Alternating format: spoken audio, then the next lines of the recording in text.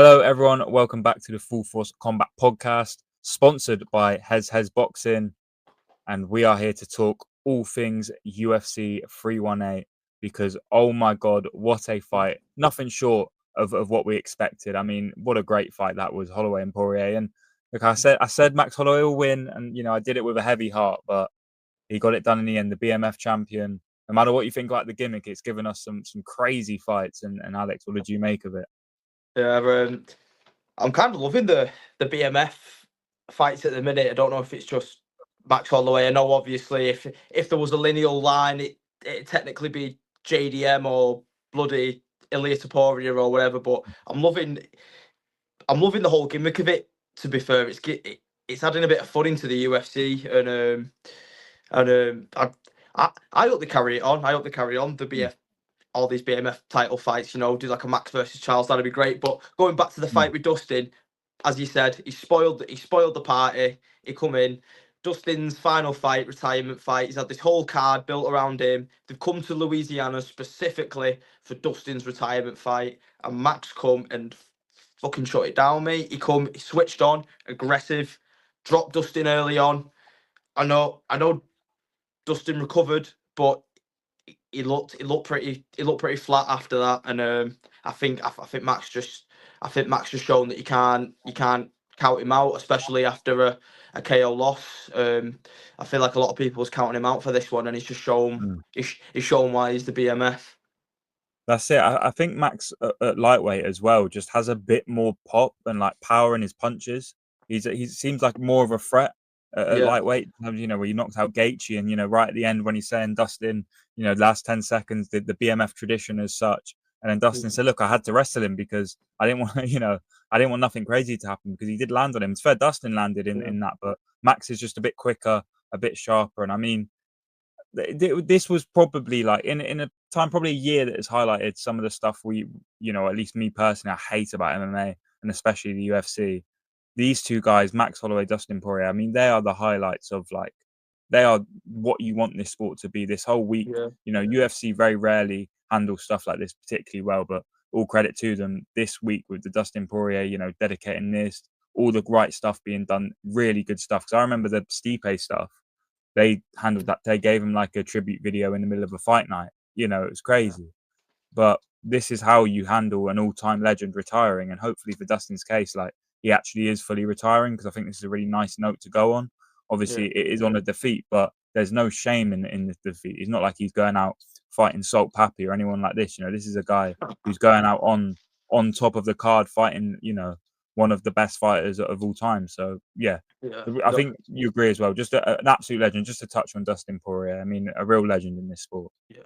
Oh yeah, definitely, mate. And I think this fight is kind of symbolic because I think Dustin and Max specifically are kind of the only are kind of like the icons of the last generation, the last true scrappers, like especially a guy like Dustin. He comes in there to fight you. He doesn't come in there to point score. He's not trying to, he's not trying to dance around you. He's trying to get in your face and he's trying to hit you with a 1, 2, 3. He's trying to spark you. He's trying to, yeah. I think Dustin losing was probably the best thing for the sport because obviously, if Max would have lost, that probably would have knocked a few more fights off. Yeah, I would have knocked a few fights off his career anyway. And it's not like he's got very long left. I mean, I know he's only like early 30s still, but come on, he's been in the UFC since he was like 20, 21, 22 years of age, something like that, and he's been in some absolute dog fights. And I think Max winning was definitely better for the sport because now we can go on and have these fights with a Charles. I don't know who else like a Dan Hooker or a Paddy Yeah. Pimblett, like fights what just scream off the page to you. And I think if Max would have lost, we wouldn't have had the layup for some of these big fights what we're going to see in the next few months. That's it. I kind of like the idea of the BMF belt sort of being like, and this is going to sound a bit bad, but like sort of being like the Unk belt of the UFC, and like the guys who just aren't quite good enough, or they've, Charles Oliveira, I mean, you alluded to it straight away. I mean, that is the fight to make 100%. You don't even hesitate making that fight because you talk about BMF. that is right now Max Holloway, Charles Oliveira, that is the BMF fight. And funny enough, those guys have such similar parallels, but so many differences as well in their career, both getting into UFC very young. Holloway's always sort of maintained a pretty steady path, whereas, Oliveira had that horrible dip and then he rose up to win gold. So that's a really great fight, and I hope they can do it. But I do like the idea of this being, sort of the belt for the guys who maybe can't actually win a real one. Not to be rude, but that is what it is, and hopefully it's almost that guaranteed banger fight that the UFC sometimes lacks in these title fights nowadays, especially in certain divisions. But yeah, so a great performance from Holloway. I think we're together in saying that Charles Oliveira is the obvious next fight, right? Yeah, 100%, 100%. It's got to be Charles. If not Charles, Dan Hooker. Got to be. Yeah, I love the Dan Hooker fight too. I mean, obviously that was a great fight. Dan Hooker, Dustin Poirier. If we remember that during COVID, I want to say, or around that time. Yeah, it was around COVID. Because it was around COVID. Bloody hell, it was 5 years ago. That where's the time gone? A while ago. Fight Island and all that. Well, bloody hell, where's the time gone? It's incredible, but massive shout out to Dustin Poirier, legendary fight, 40 fights as well. Nice to end on a round number, and well done to him on an amazing career. And yeah, we wish him all the best in retirement. Hope that he sticks around the sport as well, and passes on that knowledge. In the co-main event, we've got a guy who has sort of drifted in and out of the middleweight top rankings, and a guy, another guy probably not quite good enough to reach that top level, but really impressive win, Paulo Costa. Getting a decision win against Kopylov. And I was listening to a podcast earlier for someone else, Jack Slack it was, and he was saying about some reason when Costa faces a southpaw, he just turns into a different fighter. It's like it fits everything that he likes doing. Yeah. And I have to agree with him, because Costa against Kopylov, I mean, he looked way better than he has against other fighters. So he's an interesting fighter, is Paulo Costa, isn't he? Yeah. I mean, when you think back to Paulo Costa a few years ago, pre the Adesanya fight, 2019, 2018-ish, when he was fighting like Yoel Romero, he looked like one of the scariest dudes in the world. Everything he threw, looked powerful. He was knocking guys out, and then he just went on this mad dip after the Adesanya fight, and he's been either hit or miss. He's had a bunch of crap fights since, but I'm just glad he's back in the win column, because I think he's a really funny dude, and Roman Kopylov, I don't know what he was playing at the entire fight. I think he had a piss poor performance. To be fair, he was just throwing the same sloppy jab the whole time. And Paulo Costa was, Paulo Costa was just reading him. He was getting him with the body kicks, the leg kicks. It just seemed like he kind of cruised his way through the fight a bit, and then at the end, when he's realised he's won, he's on the mic and he's losing his head, he's losing his composure. I was buzzing for him. I was quite a big I'm quite a big Paulo Costa fan recently, especially like his memes and stuff. He's a funny guy. He's a good personality. That's it. And it didn't feel like he was actually taking this fight serious. And not to say he didn't take the other one. Well, the Marvin Vettori fight, he definitely did not take seriously. But I mean, some of those fights, it didn't feel like he was quite fully dedicating himself to it. But this one looked as if he was really, locked in for this and wanting to win. And I mean, look, the division's thin enough that, Paulo Costa could have another run at a belt. To be fair, I was maybe a bit harsh saying that he probably wasn't good enough, because I mean, realistically, is he better than Sean Strickland? I know he lost to him on a split decision, but he probably is better than Strickland. Overall, it's whether he can put it together for a fight against him. But I've gone blank on the rest of middleweight, but like he's pretty good in that division. There's not many guys. Imavov. Come on. So I think Costa does stand a chance of putting a little bit of a run together. It is honestly all down to him, I would say, and all down to how seriously he takes this. Because if he is locked in and he really wants this, then there's nothing stopping him really. There's not many guys in that division already that can beat him. And people were struggling to beat him when he wasn't necessarily taking it too serious. So I'd be intrigued to see. I mean, what next fight do you think works for Costa? I was just having a little look down the rankings here, and I mean, you've got Marvin Vettori and Brandon Allen fought on the same card. I know he's already had a fight with Marvin Vettori, what was an absolute stinker. And he missed weight and all that. I'm not sure if he's Mm. fought Brendan Allen before, both coming off a win. I know Oh, Brendan Allen he lost to Anthony Hernandez not too long ago, I believe. mm.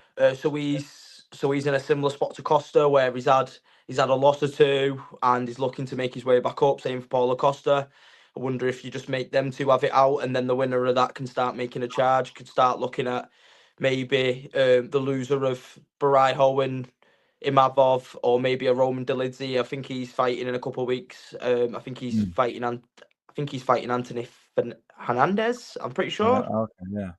I'm not But sure. yeah, middleweight's really busy at the moment, so I think maybe sit back and see how a couple of these fights play out. But I Mm. say you roll with the Brendan Allen fight. Both guys are in a similar situation, both coming off a win. You make them have it out. The winner gets to make a charge. Then higher up in the rankings.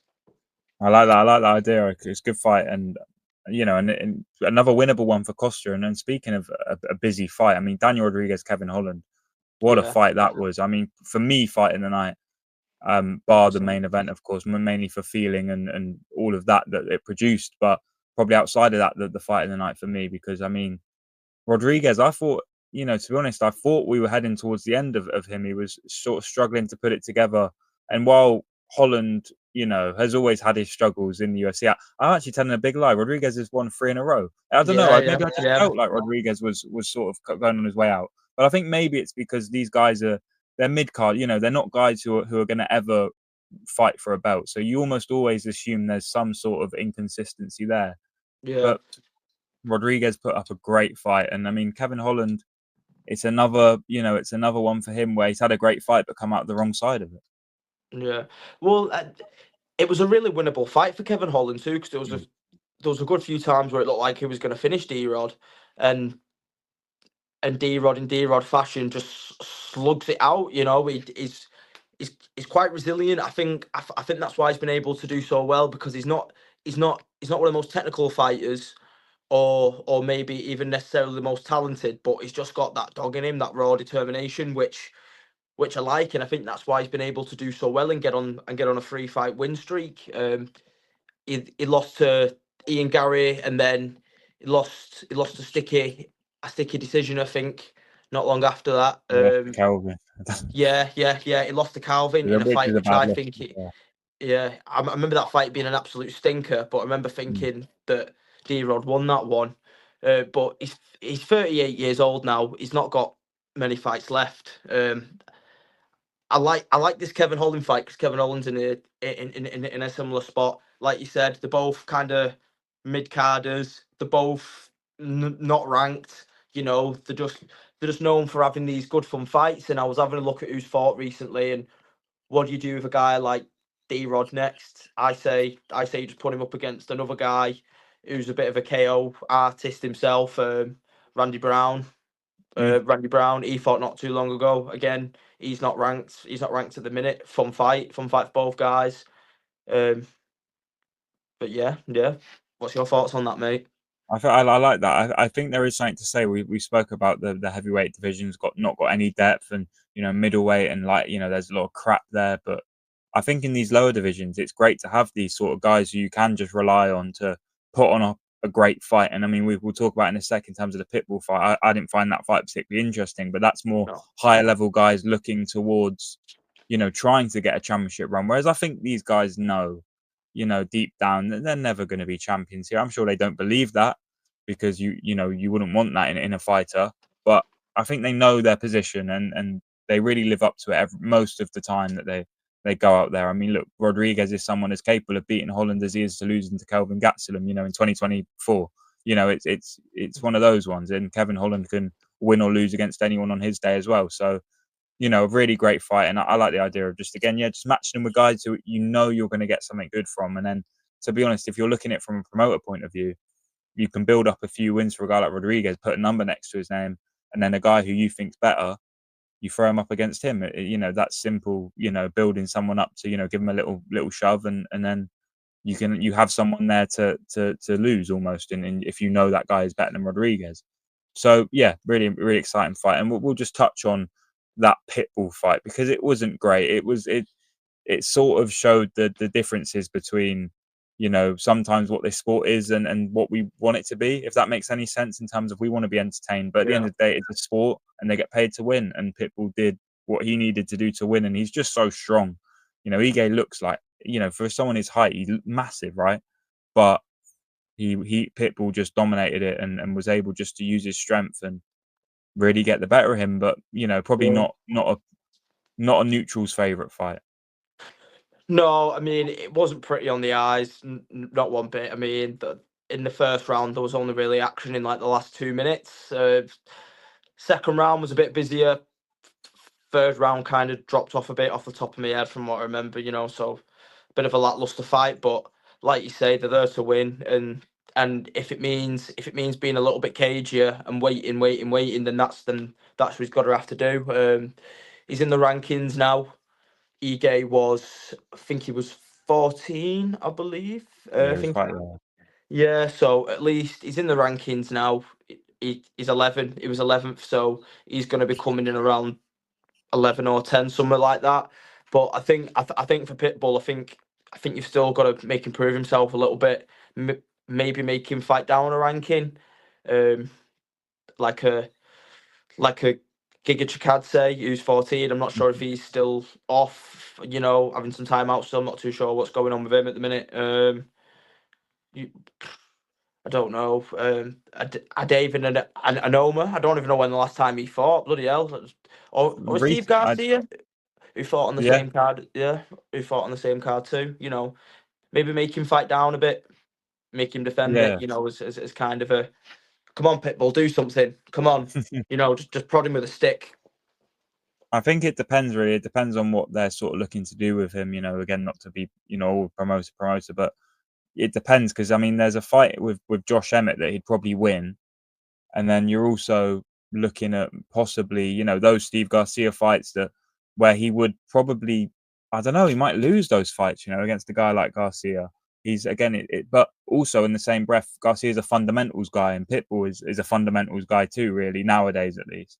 So Yeah. he's in a really interesting position, especially with a sort of unconvincing win. So I'm intrigued to see what they do with him next. And I mean, let's just go down this card a little bit. Won't fully go into as much on these other fights, but first, obviously, we've got to give a shout out to Ateba Gautier. I don't know if I've butchered that, but wow, what a Yeah. performance! I mean, look, we can talk about Robert Valentin and maybe, you know, not the best fighter in UFC, but in terms of making an impact, that's what these guys are for, and he did that.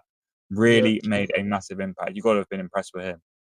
Oh, 100%. No messing around. Smashed him first round. I mean, Valentin, he had a bit of hype, obviously from Tough, the Ultimate Fighter. It was in the final, which he lost, and then he lost the fight after that, and now we lost this one, so he's now 0-3 in the UFC. He's probably going to be gone, but it doesn't matter because he's still he was. It doesn't matter because he was still in the UFC anyway. It doesn't Mm. matter if people think he was a bit shit or whatever because he's there. He made it. He grafted. He got all the way to the Tough final. Got a contract, and Atiba made him look absolutely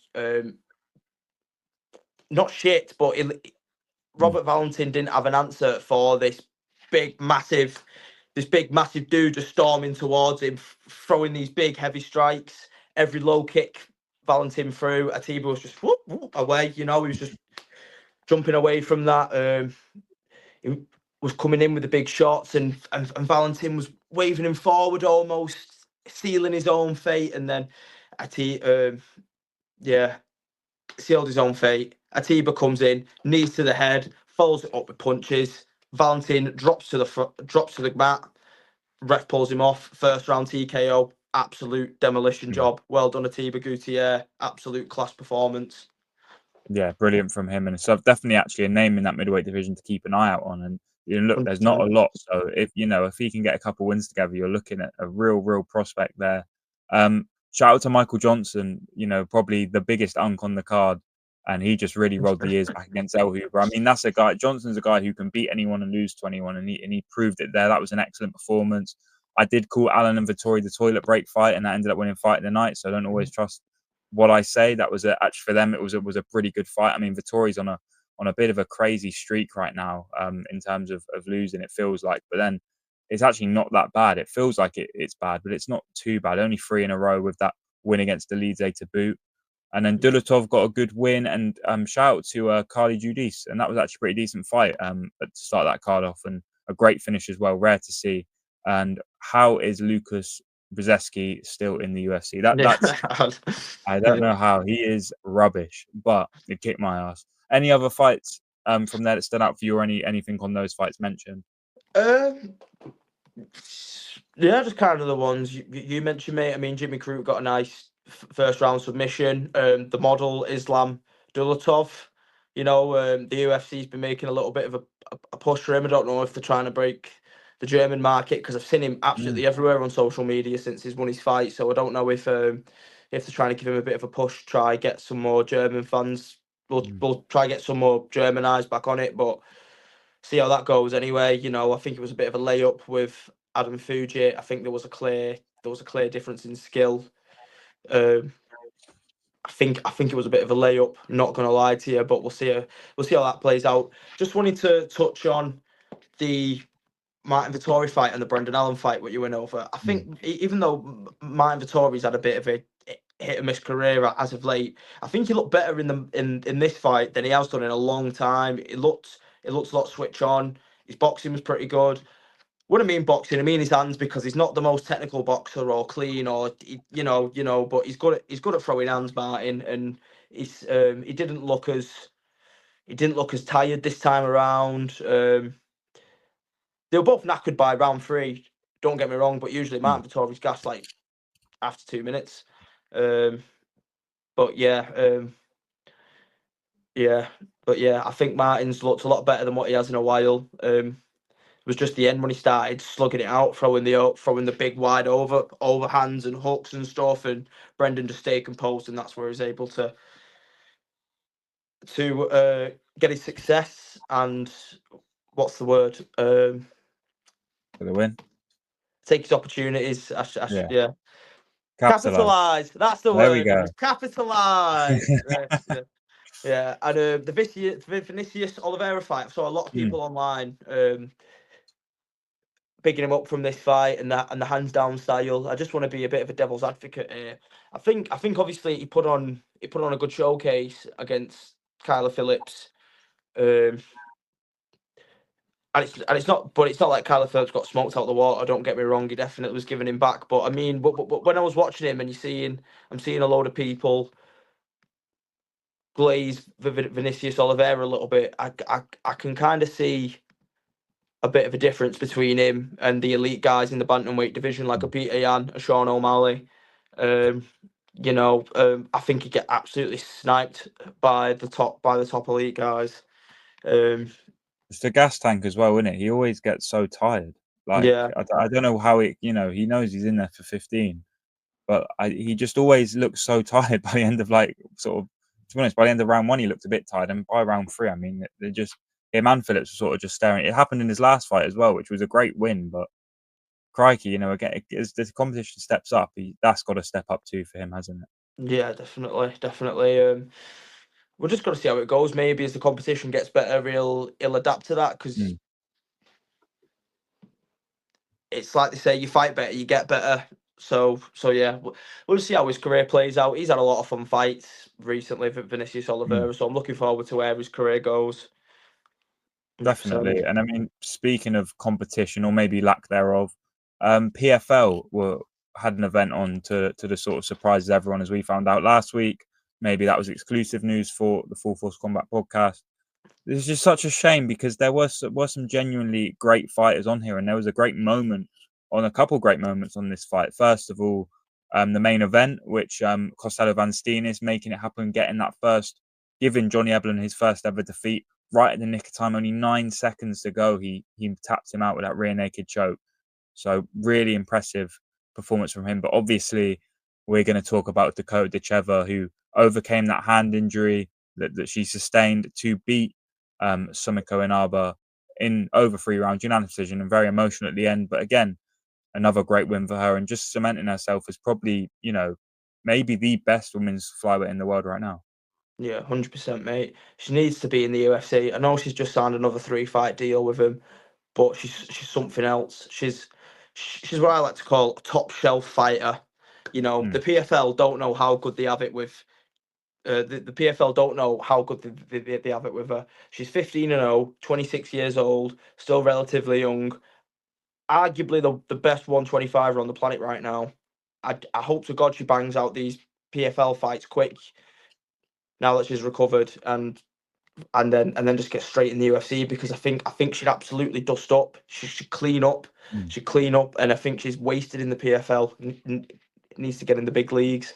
A top shelf fighter on a middle shelf promotion. You know, Yeah. I think maybe middle shelf's a bit generous, because I Promotion. didn't.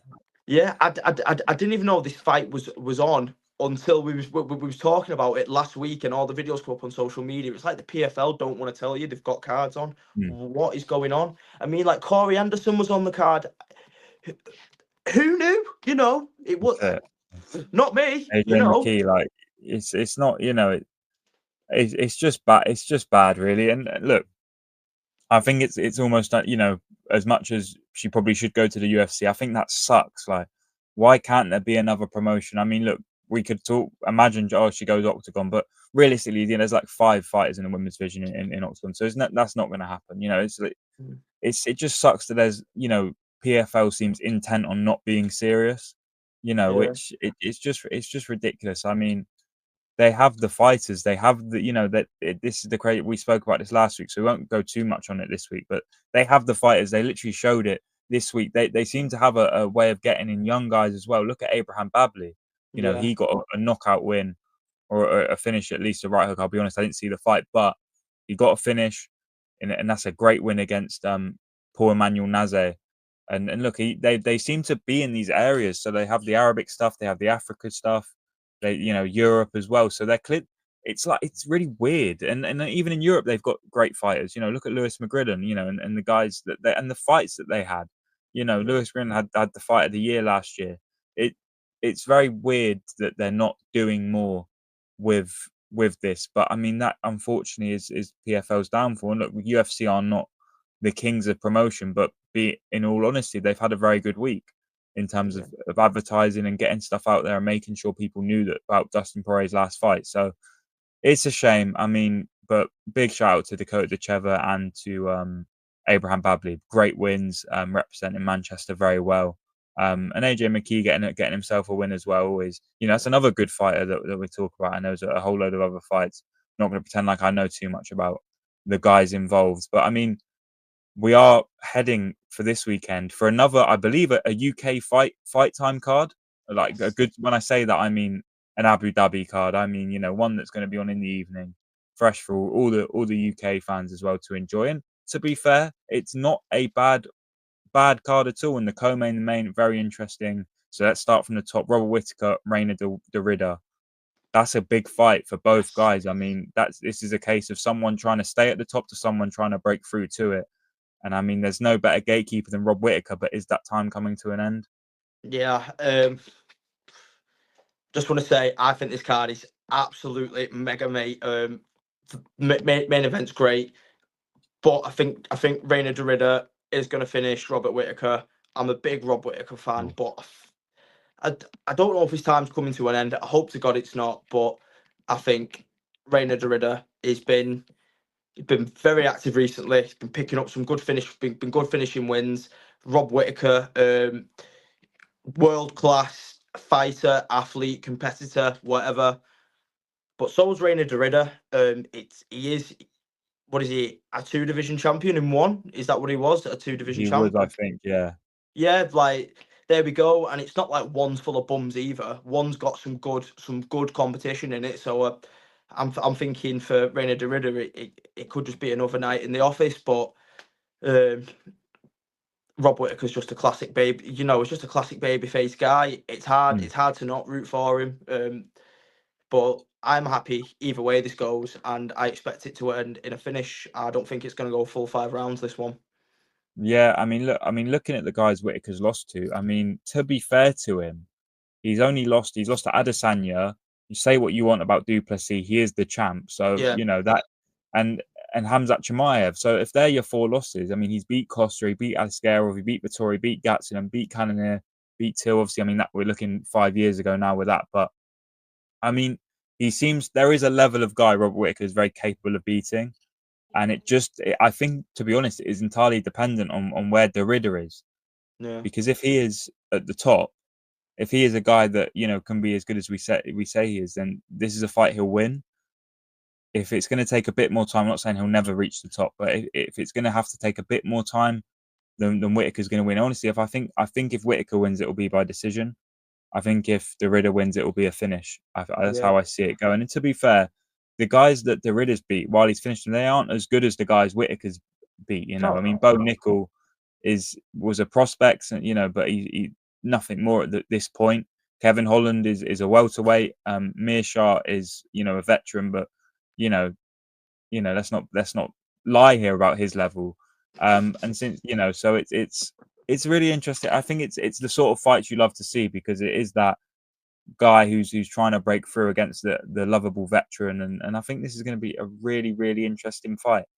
And I mean, there's another interesting fight in the co-main, and sort of one that is a bit weird, actually, to be honest, in terms of matchmaking. But I'm curious as to it. Peter Yan, Marcus McGee. I mean, you've got a little bit of an unknown quantity here in McGee coming up against Peter Yan, who just beat Davison Figueiredo.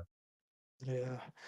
I mean, funnily enough, I'm pretty sure Marcus McGee trains with Sean O'Malley, and I'm seeing some parallels here from when Sean fought Peter Yan, because I'm pretty sure Sean was ranked 10th, 11th, he was high up in the rankings, and then he fought a number 2 Peter Yan, and then that's how he's got all the way up there. And Marcus McGee's teammate is doing the exact same thing. So I wonder how this one's go, because if he's training with Tim Welch, have they saw what they needed to improve on game plan wise?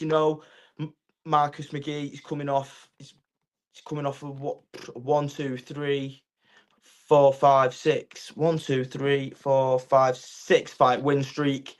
All finishes apart from his last one, which was at the end of last year. A similar kind of guy. Loves to strike. Can grapple if he wants to. Can get in them scrambles.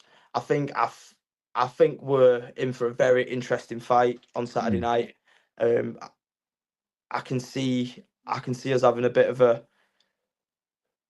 not a replay, but a similar fight to the Sean fight, where they're both having to really dig deep and really go for it. Because I don't think Jan's gonna want to lose to this Marcus McGee. Jan just beat Davison Figueiredo, former champ. Is going to be on a bit of a high.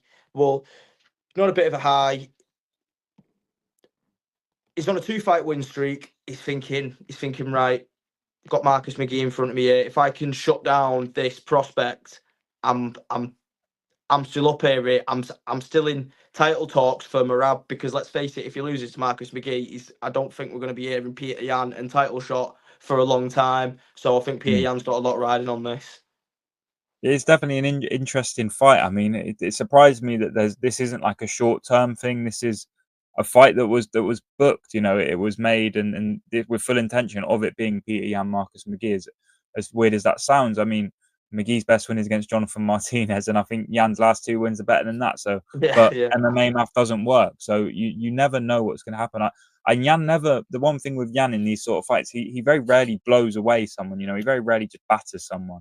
So it probably will go the full 3 rounds. And to be honest, weirdly, actually, I sort of wish this was a 5-round fight, because I'd be curious to see how that would look, because Yan is not a fast starter, and he has improved on that in recent fights, but it can always show itself again. But the rest of this card, there is some actually interesting fights in here. I mean, Shower's going to try and bounce back from his win. Looks like he's sort of being given a bit of a layup here against Marc-Andre Barriault.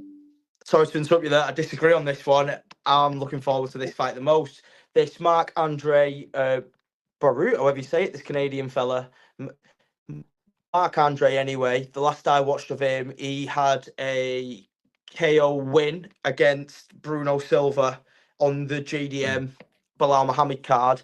He was coming off a few. He was coming off a few losses. Gets a nice. I mean, nice finish, Nathan. Like a nice finish. Yeah. Like this Bruno Silva was on the ground for about 10 minutes. About 10 minutes after this, it was quite scary to see. And this is a really well matched fight. Shari's just come off that. I'm not sure if it was a stinker, but it wasn't. It wasn't a fun fight. Yeah, against MVP, and Mark's gonna come and think, right, I sparked this last guy out. Let's spark him out. And Shava's like, no, I'm gonna spark you out first. Both guys are gonna come in trying to take each other's head off, and I think I think this one's not gonna get through the first 2 rounds. Are my predictions? I don't think it's gonna go any longer than 2 rounds. Well, I hope so. Yeah. I hope you're right with that. I hope you're right. There's a couple other fights. I mean, Bryce Mitchell unfortunately fighting, but he's fighting against Said Nurmagomedov. That's gonna be an interesting scrap, to be honest. If you separate the fact the absolute Nazi that Bryce Mitchell is, you separate that from this fight, and you've got a pretty interesting one. Davy Grant's fighting. I think we spoke last time. He's just the best. Like he's always entertaining. He's got such a crazy style. He'll be looking to make it 2 wins in a row. And look, if I remember correctly, I think he beat Daniel Marcos. He lost, but he won the fight against him in the fans' eyes. And there's a couple others. I mean, Buchecha is making his debut, which I suppose is interesting. You're probably praying that he's somewhat decent at heavyweight, because we can't do another stinker at heavyweight. But yeah, plenty to look forward to in UFC. We'll quickly touch on the boxing, as we are sponsored by Hez Boxing. It makes no sense to not talk about just Oleksandr Usyk is a different beast, isn't he?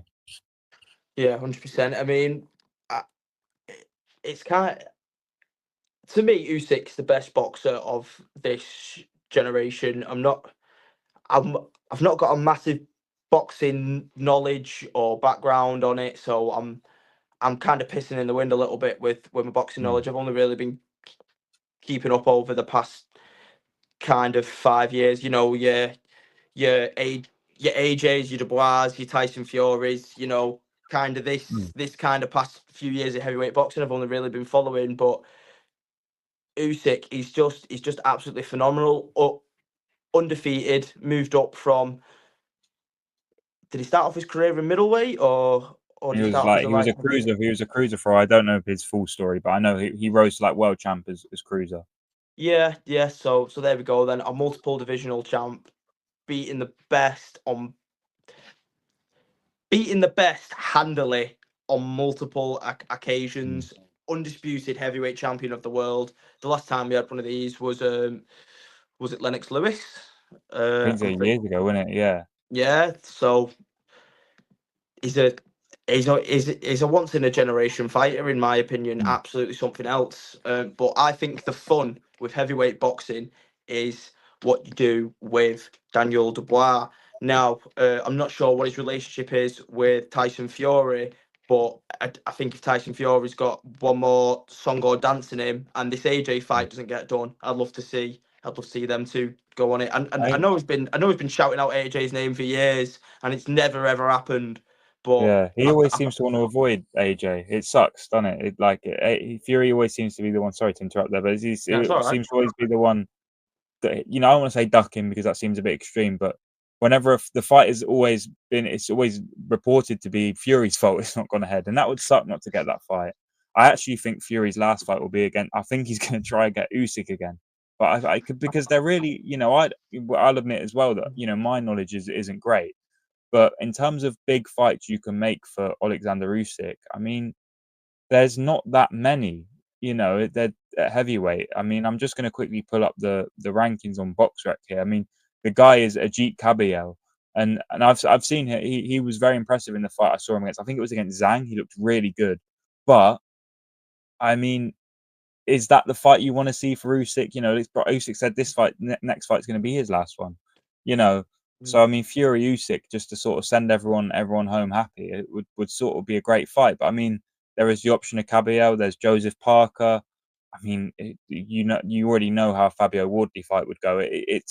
There aren't that many options, but he is really a generational fighter, isn't he? I mean, interesting to see what you do with Dubois. I mean, that bizarre video of him before the fight emerging at a party, and if you read his story, it's a bit interesting. I won't talk too much on it, but about him and his dad, and how his dad really wanted him to be a boxer, and it seems like he's lived a bit vicariously through him, and it's a bit crazy when you read it. I don't really know what you do with Dubois, because he always seems to struggle when the pressure's on. He doesn't, you know, he doesn't seem to be able to find that second win to get back up and go again. You know, it happened against Joyce, and it's happened here against Usyk as well. That he just can't seem to, in the fight when the pressure's on, he just can't get back up and fight again. And you know, look, he's fighting against the best fighters in the world, to be fair to him, but to be a great, you have to be able to get up, you know, and he just hasn't really been able to do that in his career. So it'd be interesting to see what he wants to do next, and whether, you know, there is a next option for him, because again, he's lost twice now to Usyk. So until Usyk retires, if it is, you know, you never believe a fighter when they tell you they're going to retire. As much as we said with Poirier, we hope he does. You know, you never know, probably come back. You know, Usyk's probably going to have one more, but if he feels like he can have 2, 3 more, why wouldn't he? You know, it's Yeah. one of those. So it is an interesting position. I would agree with you that Usyk is a generational boxer. I mean, I don't know enough to say he's, you know, whether he's, because you've got Crawford, Canelo, which is a massive fight coming up. Both of those guys probably are up there. And you're looking, but in terms of heavyweight, I mean, yeah, there's no comparison. I mean, this is the best, you know, probably since like Prime Klitschko, I guess. Or, and to be fair to Fury and Joshua, they were both incredible fighters. I think Joshua was sort of overhated, but Fury as well. But Usyk is the guy that's beat them both. So twice on both occasions, you know, to both men. So yeah, really, really great stuff. But thank you all for listening. If you've got this far, I appreciate you listening. We'll be back hopefully next week to talk about the Whittaker Derrida card, and hopefully what that will bring. I don't know what's following that, but we will be covering it anyway. Oh God, Albazi versus Tyra. Well, maybe we'll be back to talk about that one. But we hope you enjoyed. Remember to like us on YouTube, and follow us on YouTube and Instagram, because it's popping on there, especially Instagram. You've got to be on there, because you see everything there, all the bare knuckle, all of that stuff going on. And we will see you next time. Thank you. Peace. As